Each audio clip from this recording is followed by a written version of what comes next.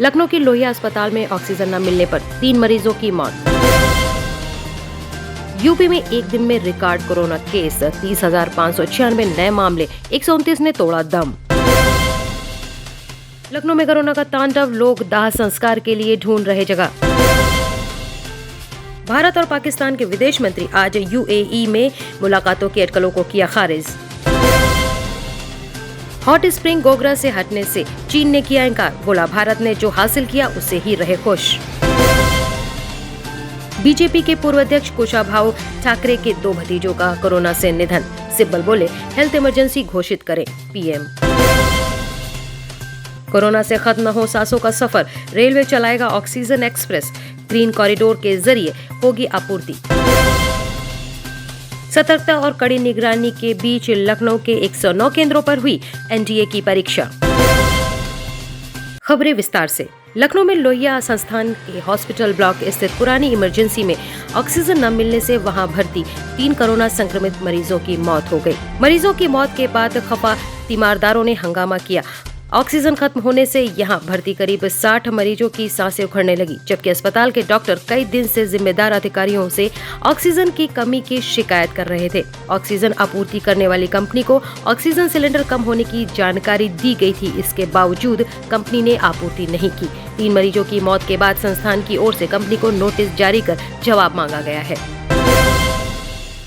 उत्तर प्रदेश में कोरोना संक्रमण की रफ्तार तेजी से बढ़ने लगी है। इसको काबू में लाने के लिए सीएम योगी आदित्यनाथ ने रविवार को टीम 11 को कई निर्देश दिए। उन्होंने मास्क नहीं पहनने पर लापरवाह लोगों के खिलाफ सख्ती की जाए। उन्होंने आदेश दिया कि पहली बार पकड़े जाने पर 1,000 रुपए और दोबारा पकड़े जाने पर 10,000 रुपए का जुर्माना लिया जाए। कोरोना के संकट काल में शव यात्रा का भी धंधा बन गया है।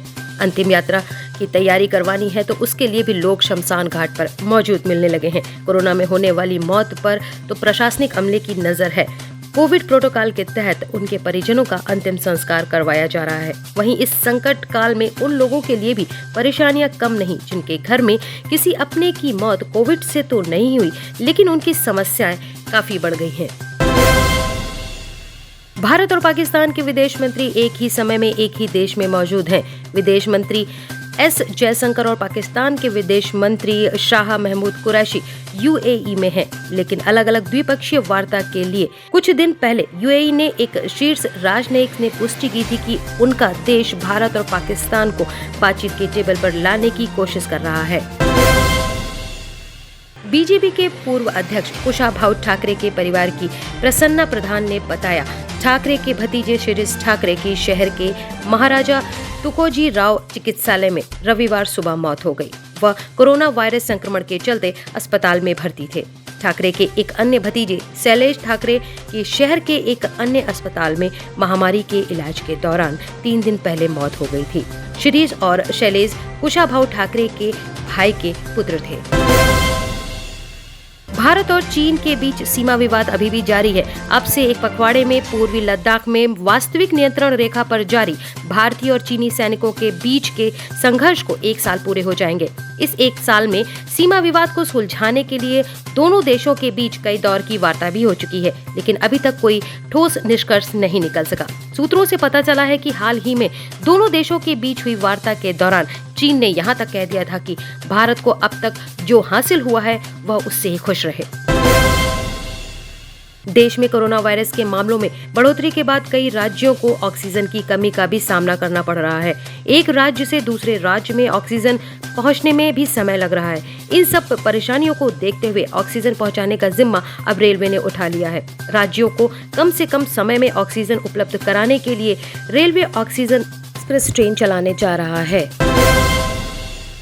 संघ लोक सेवा आयोग की राष्ट्रीय रक्षा अकादमी एनडीए की परीक्षा रविवार को राजधानी के 109 केंद्रों पर सतर्कता और कड़ी निगरानी के बीच हुई। परीक्षा में लगभग 43,000 परीक्षार्थियों को शामिल होना था।